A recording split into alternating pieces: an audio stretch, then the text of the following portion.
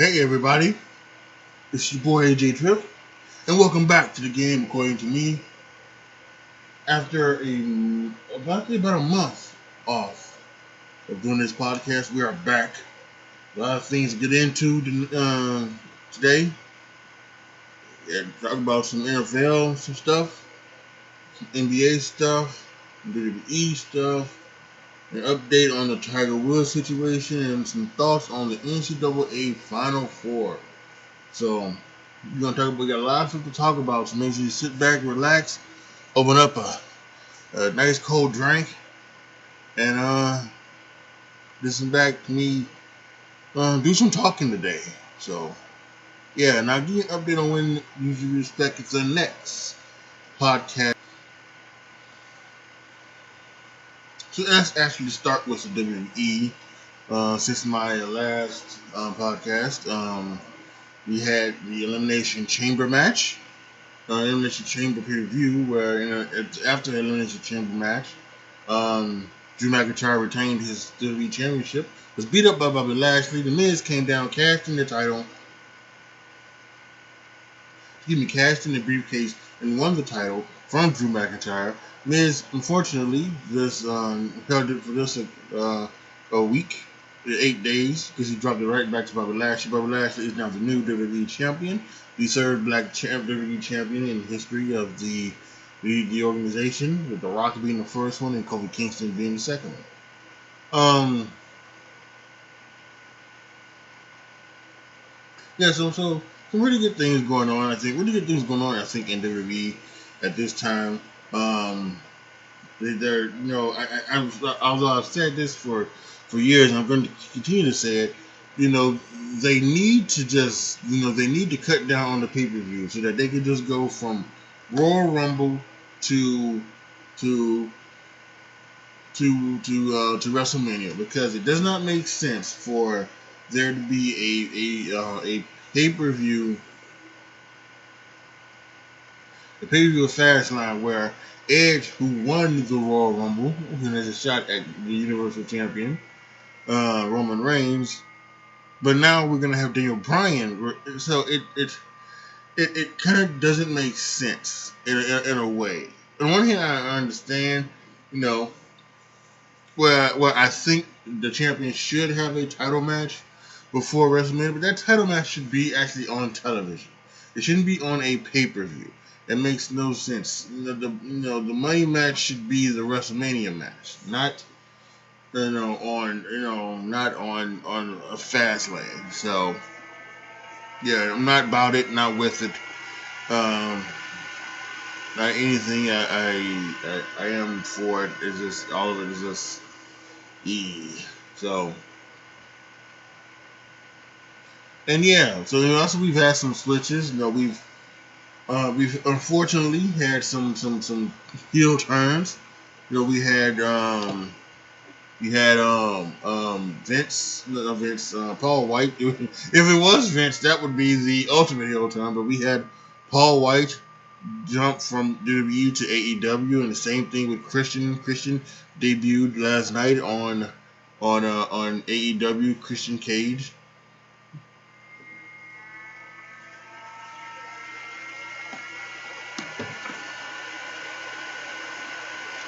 And at the Revolution pay-per-view, so we get guys jumping from WWE to AEW.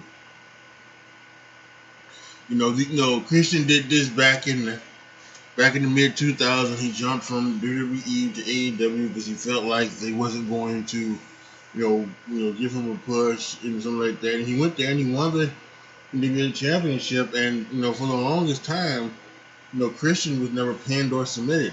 It was like a year. He went a year or a little bit over a year of being a guy who never was pinned and who was never submitted. So they did all of that, and it is unfortunate that he now has to try to do this again after making his comeback in the Royal Rumble. Now him leaving and be going to AEW, I'm not sure why he decided to, maybe we'll hear something from the future. I'm not sure why he's decided to make his jump into AEW. And to me, it all just it sucks because these are guys who are WWE lifers for the most part. They should be they should go to WWE Hall of Fame. Apparently, Paul White talked to Vince and he said that this was the best thing for Paul White.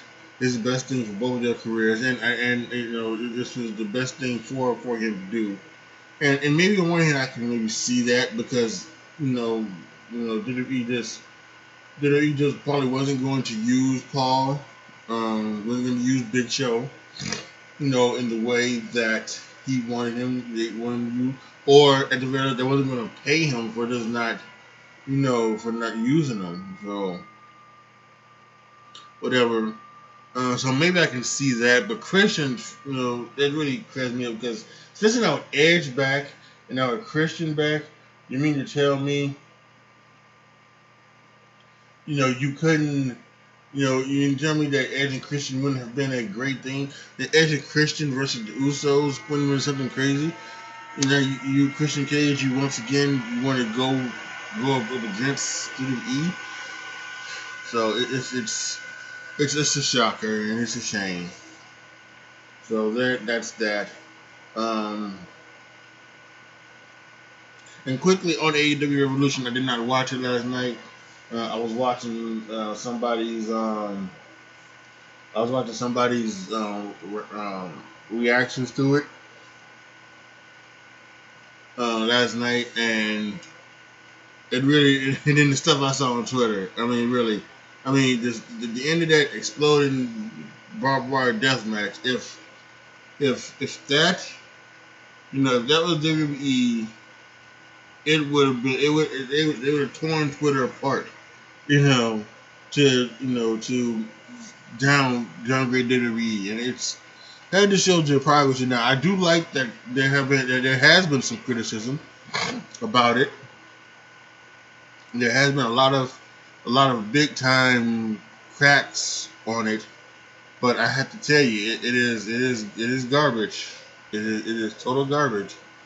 That what we saw last night at the end of that pay-per-view with the sparklers and things like that, it was trash, and it needs to be said. There needs to be no qualifiers that, well, AEW done this or AEW done that, or that things didn't work out the way it could be. No, it was trash. It was a trash ending. And let's just keep leave it at that. That's what you do with WWE. Do to AEW. It was a trash ending. And AEW is really proven to be what everybody has said, and it is not a. It has a long way to go before it can even compete with WWE. There's a long way to go. Just because something is new doesn't mean that it's good. Yeah. So. For anybody else who wants more wrestling talk, make sure to go to my YouTube channel, youtube.com/AJTRIP, or ATRIP20, I should say, youtube.com/ATRIP20. Over there, I do segments every Friday, sometimes on Saturday, but every week. It's called That's a Shoot. And I talk about what's going on in the world of wrestling. So if you want to get more information on there, make sure you go to my YouTube channel. So let's also give you an update on Tiger Woods. I'm reading off of sportscasting.com. The author is Ashish Mathur. And so it says here that golf icon Tiger Woods was seriously injured in a car accident in LA February 23rd. The 15-time major champion was rushed to the hospital after the crash as he required emergency surgery. While everyone is relieved that Tiger is still alive, the latest update from the car crash reveals how devastating it really was. After being rushed to the hospital following the car crash, Tiger Woods underwent several hours of emergency surgery to repair what doctors call significant orthopedic injuries to his lower right leg and ankle. The golf legend suffered open fractures in the upper and lower portions of the tibular and fibula of his right leg. Woods was awake, responsive, and recovering after surgery. He suffered trauma to the muscle and soft tissue of his right leg. Sports fans are grateful that Woods will be able to walk again after this frightening crash. According to LA sheriffs, Woods was involved in a single-car accident near the border of Rolling Hills Estates and Ranchos Palos Verdes in Los Angeles. He was the sole occupant of a 2021 Genesis GV80 SUV and driving at a greater speed than normal.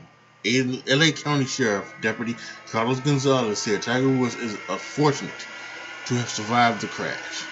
Tiger Woods told deputies after his car crash he didn't remember driving or how the wreck happened. He said the same thing at the hospital as well. Driver said he did not know and did not remember driving, Deputy Johan Schagel said in the affidavit. Driver was treated for his injuries at the hospital and was asked there again how the collision occurred. He repeated that he did not know and did not remember driving. The police did not seek a warrant to obtain a sample of Woods' blood to see if he was under the influence or anything. However, it's horrifying to hear that Woods doesn't remember driving. Woods was headed to the Rolling Hills Country Club when he crashed his car. He was scheduled to work with LA Chargers quarterback Justin Herbert and New Orleans Saints quarterback Drew Brees for a photo shoot. Tiger Woods, who has a dark history with car crashes, was arrested on a DUI charge in 2017, but will not face charge from this crash. It's hard to give a definite answer, but no one knows if Tiger Woods will ever play golf again. On December 23, 2020, he underwent his 5th back procedure. Woods will likely need several more procedures on his legs. He told CBS announcer Jim Nantz that he was hoping to play in the Masters in April, but that was before his car crash had occurred. The golf world wants to see Woods play again. More than anything, though, they want Woods to be mentally and physically stable for his 12-year-old son Charlie. In his last public golf event, the PNC Championships, Woods played with Charlie. There is a chance that we have seen the last of Tiger Woods on the golf course. However, everyone is thankful we have not seen the last of him in the world. Again, that is from sportscasting.com. The author of this article is Shees Mathur. I hope I'm saying that right. It was published on March 5th. And the title of it is Latest Update from Tiger Woods' Car Crash Reveals How Devastating It Really Was. Yes, during my sabbatical, we had a devastating car crash. And any time you see something on the screen, on television, or you see something on the TV, on the internet, and you something like this, you can't believe it, and then you think the worst. And when I saw this pop up on the screen, I couldn't believe it. There was two things that came on. One, I thought, did TMZ have this? Because TMZ has it. They seem to always break these type of stories. So I'm like, well, does the TMZ have it? I went to Twitter and checked TMZ, and TMZ did not. They did not have it. They did not have it. At least at the time. It's very interesting how this thing broke too, because this was like a morning. This crash happened in the morning. And in LA, which is at like a 7, that would have been 10 o'clock here on the East Coast, and it wasn't announced until about 1 o'clock, maybe 1 o'clock here on the East Coast. So it was 3 hours, about 3 hours that had passed before we had heard anything about the crash. So that was kind of amazing.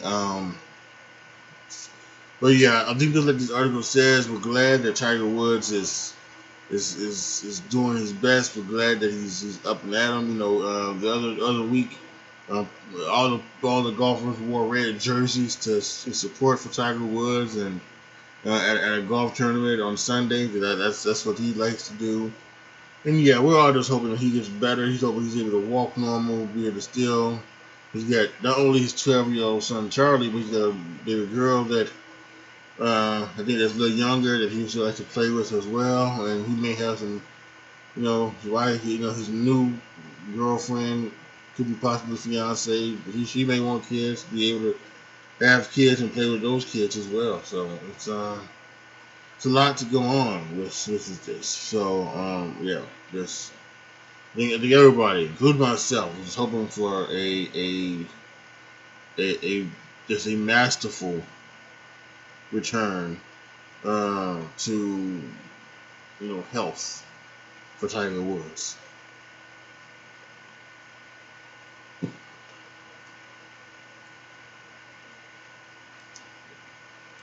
All right, so let's talk about the NBA. First of all, let's look at standings halfway through. For most teams, some teams that they're less because of COVID situation and things like that. But we look at the Eastern Conference. Number one team is the Sixers, 24-12.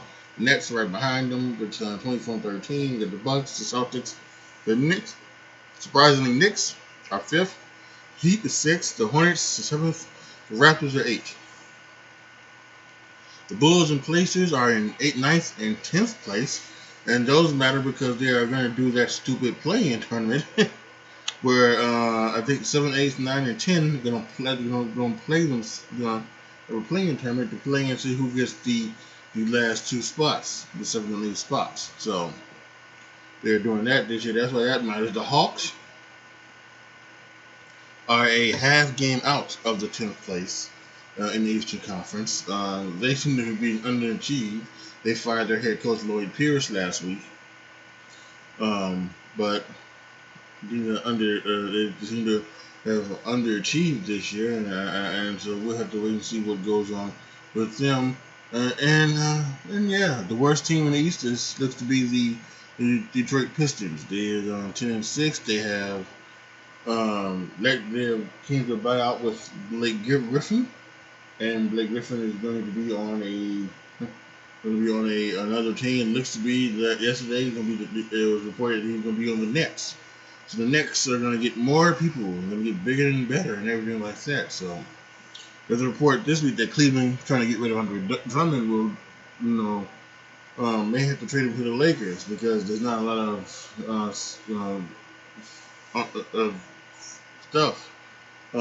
interest in Andre Drummond. So he may have to go to the Lakers. Of course, the Lakers trying to get more. They're trying to get more things as so that they can continue on winning, and hopefully that does not happen.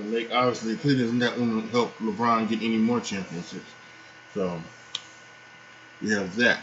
To the Western Conference, the best team is the Utah Jazz. 27-9 record. The Suns with 24-11. The Lakers are third. The Clippers are fourth. Trailblazers fifth. The Nuggets are sixth. The Spurs are seventh. The Mavericks are eighth.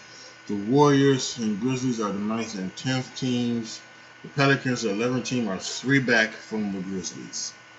Worst team are the Timberwolves, and with a 7-29 record.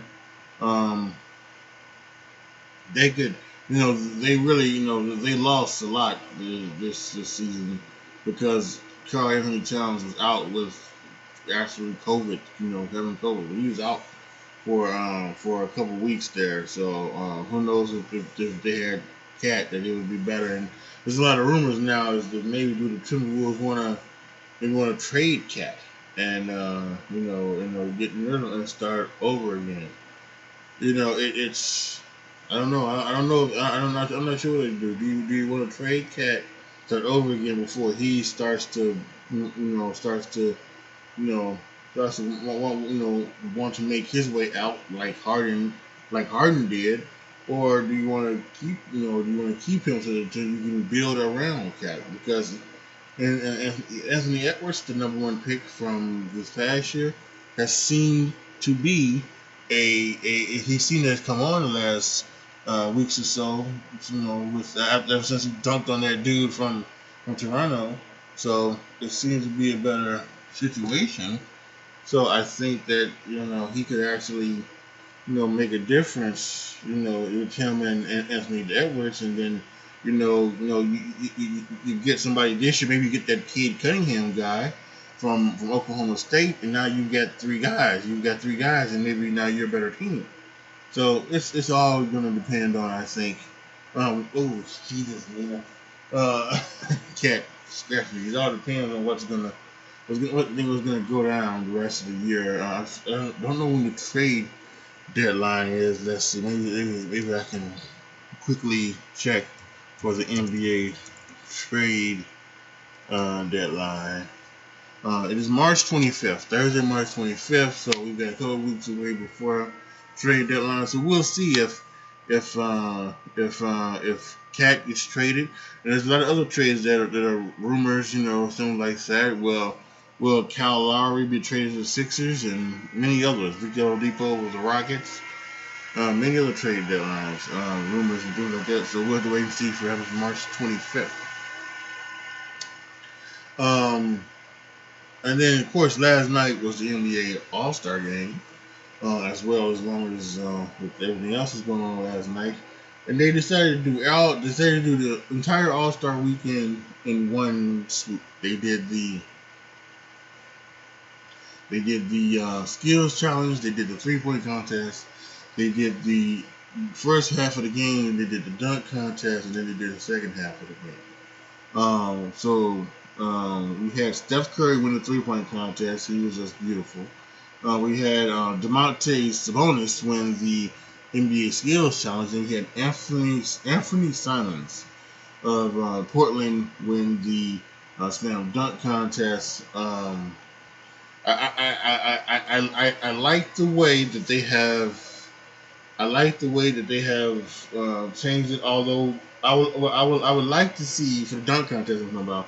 What I would like to see is that next year, hopefully, it'll be this will be back in everything. We'll be back doing it the regular way on the All-Star weekend. What I would like to see is like doing the regular way is having the 4 competitors do the dunks, get 2 dunks and get the scores, and then I like to see them go to the finals and have the 2 competitors get the scores, and then if there's a tie, go to that thing where each competitor will do 1 dunk, and then after that, and then the 1 dunk, and then the judges will choose by name. They won't give a rating, so you won't get the whole D-Wade stuff from last year. They just give which one of the 2 had the tie break had the best dunk, and then choose the winner that way. So there still will be controversy, but it'll be a lot easier, because they can say, "How are you gonna disagree with my opinion? I mean, how are you gonna say I had the wrong opinion? My opinion, so and so had a better dunk."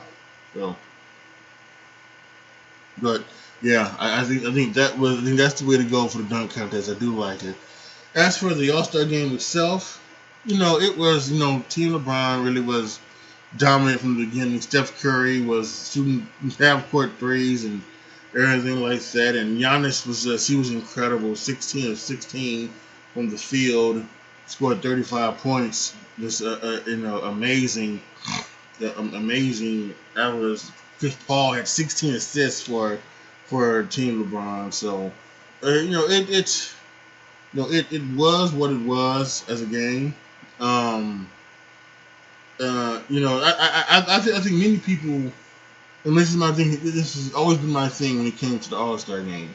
Many people, I think, want more from the All-Star game than what it's always needed to be. Now, when there were a couple years when the game ended up at the end of the 4th quarter, became a dunk contest, and people were letting people do the dunk contest. Yeah, that should never happen. That should never happen. It shouldn't end up being the dunk contest. So I think that's the way to do it. The game should never end up becoming at the end of the game contest. But when the scores were like 180 and 190 to 194, I mean, I had no problem with that. Hello?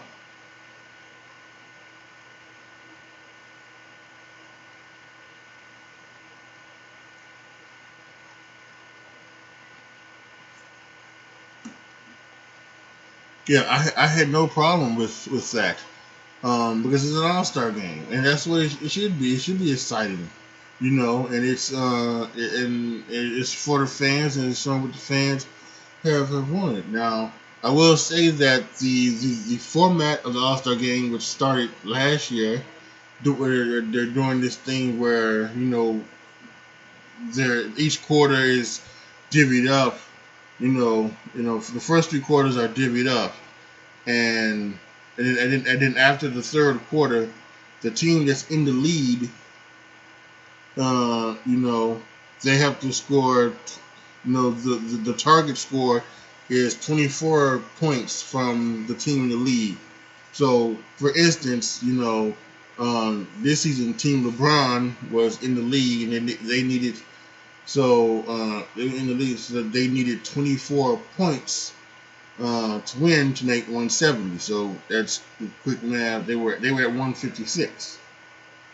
No, they were at 146. Yeah, 146. So 24 points made it 170, and then once you hit that target score of 170, whoever hit that target score first is the winner of the game. And I like that format because you won't have things ended up being a dunk contest. You want teams who play defense because they want to win. They've added the charity aspect to it because you want to get teams from charity. Poor Team Durant, I'm sure they're going to get something, but Team Durant didn't win any quarter, obviously. So I don't know what's going to happen with that. So I'm okay with that. If they wanted to keep the All-Star format, like the All-Star game format like that, I have no problem with it. I do have a problem with the schoolyard pick of choosing the teams. That has not gone well. It has sucked. And I believe they decided that they wanted to do a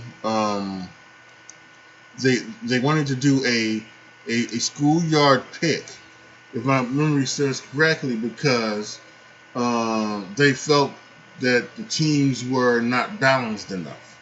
That there were better all-stars in the West than there were in the East at the time. So they felt a schoolyard pick would maybe even out the teams a little bit, and not necessarily. It hasn't. Because Team LeBron has won every game. Team LeBron has won every game, and so that makes you wonder.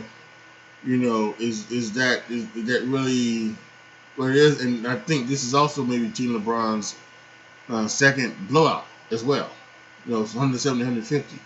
So is it really better? Is this a really better team? Now some people say maybe it's better because it's LeBron, but when LeBron chooses Steph Curry, has Steph Curry, Antetokounmpo, and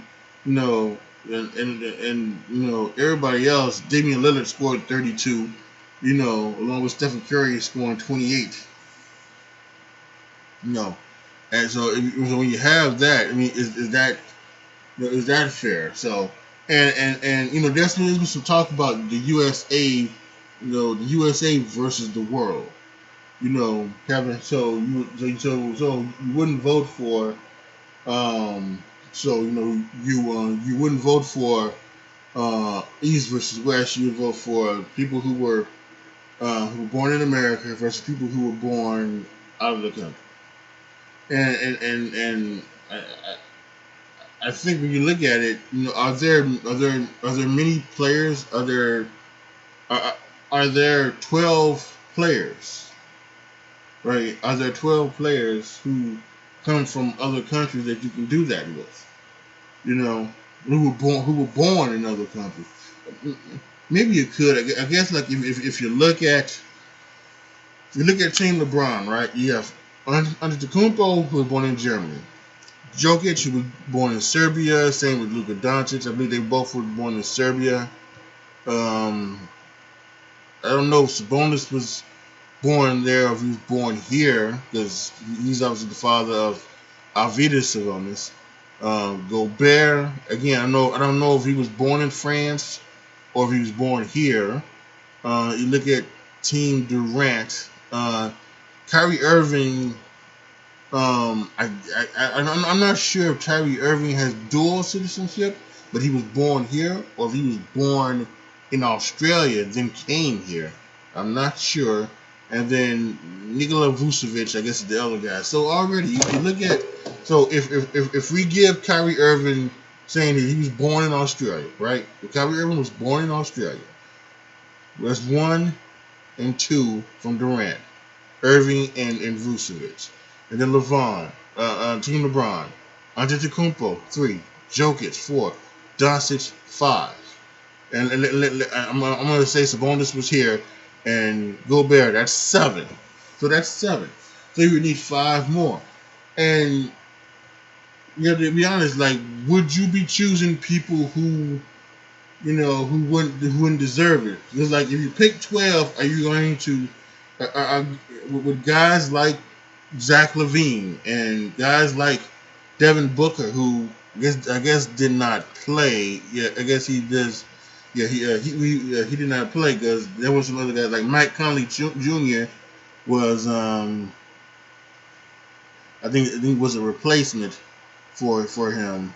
And the same thing with Simmons and Simmons and Embiid didn't play because of contact tracing. I think if you look at the new Team LeBron, I think maybe I'm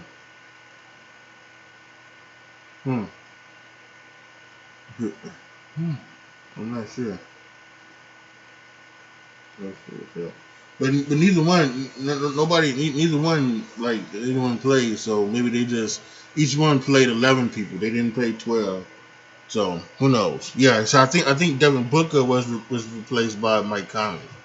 Not that I'm looking at it. So, but then Simmons and Embiid, each one from each team sat out because of this. But is Damian Lillard, who's been off of the team before, does he make it? Does Jaylen Brown make it? Does Sabonis make it? Does Zach LaVine make it? So I don't think you can do USA versus the world. I don't think you can do it. I don't think there are enough All-Stars from the world side to do that. So I think I think USA versus the world works in the rookie sophomore game, but I don't think it works in the All-Star game. What they need to do for the All-Star game is they need to keep it at East versus West.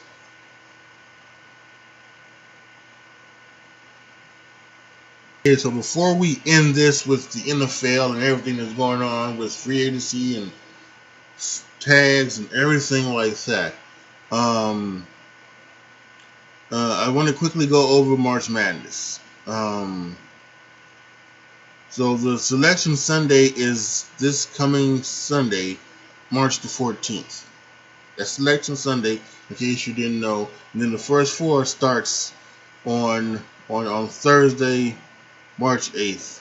And then we have the first round on Friday and Saturday, and the second round on Sunday and the next Monday. That's kind of a weird way to go about it this one, but I think with people still being home and still being and still working from home, it's probably easy, because as it gets back to, well, actually no, it doesn't get back to normal. Because then the Sweet 16 starts on a Saturday and on a Sunday, and then the Elite 8 is on Monday and Tuesday. The Final 4 is on Saturday, and then the championship game is back on Monday. So things have changed a little bit. So once again, just really quickly, the Selection Sunday is this coming Sunday, March 14th. Then the first 4 is going to happen on Thursday. Those are the playing games. It's going to happen Thursday, March 18th.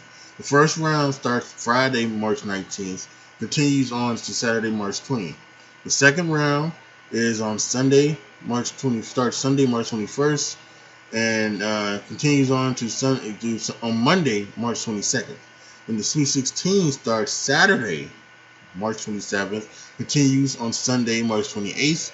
And the Elite 8 is that Monday, March 29th, and Tuesday, March 30th. The Final 4 be Saturday, April 3rd, and then the NC Championship game, April 5th.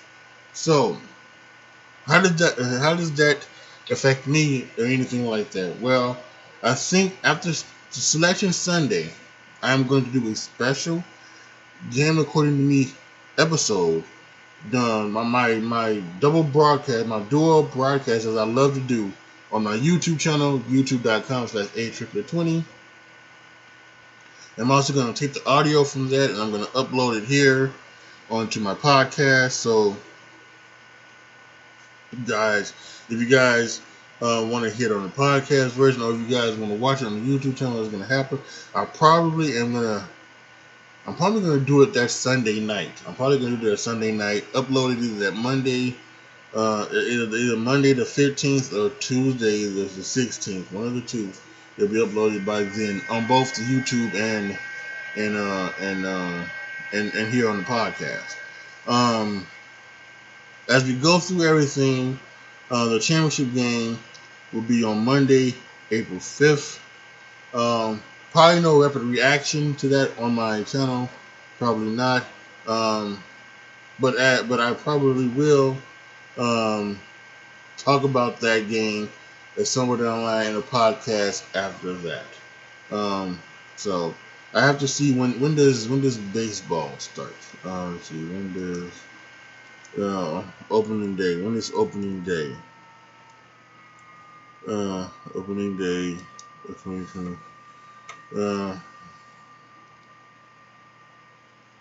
Opening day is scheduled for Thursday, April 1st. All 30 teams are scheduled to be in action. So, if it's April 1st, the Final Four will be Saturday, April 3rd, Thursday, April 1st. So what you may get is on those last 3 days, the 29th, the 30th, or the 31st, you will probably get a podcast. You guys will probably get the podcast of me. I will be updating any stuff with NFL free agency, the league year. But at that time will have been started. I will be updating on any things. I will probably talk about the trade deadline. We have just passed in the NBA. I will talk about those. Actually, if I do it every Wednesday, I could talk about the Elite Eight, and then talk about the Final Four and the championship game. Make some predictions if I have them wrong. I usually do have them wrong, and then I can do a Major League Baseball preview thing. Give you my things for the Major League Baseball season. Who am I going to win? Who am I supposed to win? Everything like that. Rewards to win. Yada yada yada. So yeah. So I would say you can probably do that. So for the rest of this month, like I said, next week expect the podcast, the simulcast version. You can expect that next week, and then you can have one on the 31st. So yeah, that's it for stuff for the NCAA Final Four and also future endeavors in the podcasting world. And now let's get to football. And there's not a lot that we really need to get into per se, because like I said, it's the league year is starts a couple of weeks, and only one team has given the franchise tag. That's the Denver Broncos, right? They've given the franchise tag to free safety Justin Simmons. But really, otherwise, there's been a lot of releases and signs and things like that, changing people's money to like that to try to free up more things like this. Obviously, the biggest things were, it was the things from that came from the trades of Matthew Stafford and Jared Goff, from Denver, from Detroit to LA and vice versa. And then of course Carson Wentz traded from the Eagles to the Colts, and those are the big things. But now we're still on Deshaun Watson. Deshaun Watson has asked for demanded a trade from the Houston Texans. Houston Texans have said that they're not going to trade him. Personally, I don't think Houston Texans should trade him. I think they should call his bluff. I think Deshaun Watson loves football too much to actually truly sit out. And if he does truly sit out, one would have to wonder how much does he love football. How much does he love football? And I think you can say the same thing with Le'Veon Bell. Le'Veon Bell sat out a year. How much does Le'Veon Bell really love football? How much do you really love football that you would sit out a year? Is it really that bad that you would sit out a year? You really sit out. I don't know. I don't think it is. I don't think it is, because guess what? If it really was that bad, you would retire like Carson Palmer did. Carson Palmer retired because it was really that bad. He would rather have, retired than play anymore for the Bengals. And I think that's if it is like that for Deshaun Watson, then you retire. I hope that, I fear that Houston will buckle, and they will either before the draft or on draft day trade Deshaun Watson to wherever he wants to go, wherever he can go, and try to get as much as they can, or somewhere close to that, or they will trade him when the season starts, before the season starts later on this year.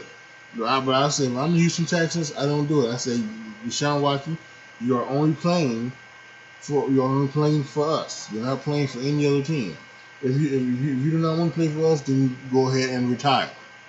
I would like to see them do that. Because yes, as much as you want to talk about player empowerment and things like that, and teams can sign you to contracts and cut you. But just because teams can do that doesn't mean that the players should do that either. You sign the contract, abide by it. That's why I think these contracts should be, they should be guaranteed. It should be guaranteed both ways. It should be guaranteed that yes, if you sign a 4-year deal for $130 million, yes, two of those years are guaranteed and the money is guaranteed. But also in those 2 years that you have to play, or that contract can be, that contract is, the money on that contract, I should say, is voided if you don't play. And that needs to be, stated in there as well. So we have that happening with Deshaun Watson. We'll see what happens. Hopefully, again, Houston will stay strong and not trade him. And give him what he wants. They did let go of J.J. Watt. I think they did that the right way. Then J.J. Watt, but also let's face it, J.J. Watt is also he's an older fellow. He's on the back nine of his career. He may not have too much left in the tank. So they decided to release him, let him go and do what he needed to do, and he went to Arizona. And because he was released, at least he was able to just go ahead and sign with Arizona. They didn't have to wait until the new league year to do so. So, that's very interesting. And he's going to Arizona, and he's going to play with his old teammate, DeAndre Hopkins, and let's see if he can help Arizona break through and get to a Super Bowl and actually win. That would be very interesting to see. And then, of course, we got two other quarterbacks out there. We got Dak Prescott of the Dallas Cowboys. Will he be franchised by tomorrow deadline? Or will the deadline be pushed back? That's a question that needs to be asked as well. But will Dak Prescott be franchised by the Dallas Cowboys? And then there's Russell Wilson, who started to complain a little bit publicly about some of the things that he wanted to, he was talking about that he wanted to You know, he was tired of getting hit. You know, and he was upset that some of the things this year that happened. You know, he went through a stretch where I think he had threw three or four. You know, he had a bad game. He threw 3 or 4 interceptions, and Pete Carroll said, "Well, no, we need to get back to running the ball. He wants to be more pass oriented, and he's thinking about his legacy and everything like that, all that stuff." And apparently, he has decided that he can go to, that if he was to be traded, he doesn't want to. He wants to stay in Seattle, but if he was to be traded, he would only be traded to the Saints, the Raiders, the Cowboys, or the Bears. That's right, my Bears, my Chicago Bears. And of course, everybody in Chicago, all Bear fans, they're nuts about it. Oh my God, I can't believe it. He's going to be a Bear, and yada, yada, yada. And we just don't know if there's anything like that. Because I think right now they're giving him everything he wants so far. He's able to help select the offensive coordinator that he wanted, and he got that. I'm sure they're going to do everything to do to try to fix the line, and we're going to try to get everything you want, because when you have Russell Wilson, you don't want to get it. Although there have been reports that people are not up, that the organization, the front office, are not happy necessarily with Russell Wilson for going public. They would have rather have him come to them, come to them, and display his frustrations in a private setting meeting like that, and then they could have went through it and things like that, including with the whole thing about the trade, because his agent told Adam Schefter, that this was not a report, this was not a leak, this came directly from the source, that he wants to stay in Seattle. However, if he were to be traded, he has a no trade clause just like Deshaun Watson. He would like to be traded to these 4 teams. So I think it's very interesting to see what is going on. What is going on there? What is going on here?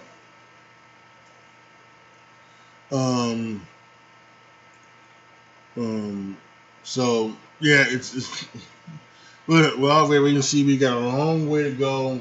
Like I said, we're still in the free agent thing, franchise tag, and we get the league year coming up. Then you have the draft that's happening, and we'll have to see what those are happening. Both Mel Kiper and Tommy Shea are doing draft things this year that involve trades. They are suggesting trades and happening. So we're having things where San Francisco jumps up to 9th to pick, Zach Jones in one of the mock drafts and everything like that. Someone's jumping up in the middle to rubbing all picks. So it is what it is. It's a crazy time to be a sports fan, and the NFL has definitely become it was a year-round league when it was just about keeping your body in shape. When it came to the athletes, it was a year-round year. You stayed in shape. You took a month off, and then after the Super Bowl, or you took a month off after whenever your season ended. You took a month off, and then you get back in the gym and you worked out. But now, not only is that the year-round thing for football, now it's the off season as well. The off season is year-round league. Like trades are made before the Super Bowl is even happening. So, what a wonderful, wonderful league. That's why I say the NFL is the best sport. It's the best league. It's the best sport there is. It's just fun. Never a day off. Never a dull moment when it comes to the National Football League.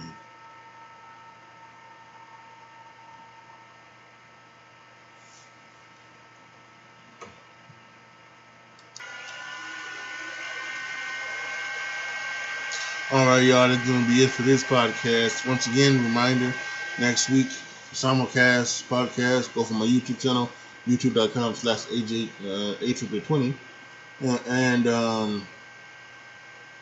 of course, right here on my podcast, wherever you're listening to my podcast, make sure you check it out. Make sure you favorite, subscribe to it, whatever you need to do to make sure you get all of the episodes. Next week for the March Madness, and then of course at the end of the month we're gonna do some other podcasts as well. So just a reminder of that. Make sure you go to patron.com. That's AJTRIP to become a patron. Once I hit a certain amount of patrons, you will be able to determine what you would like for me to talk about here on the podcast, what video you want me to do on my YouTube channel, or what video game you'd like me to play on my Twitch channel, twitch.tv/AJTRIP20. Or you can just go to anchor.fm/Andre Triplet Show, and you can support me directly on through there. 3 tiers, 99 cents, $4.99, and $9.99.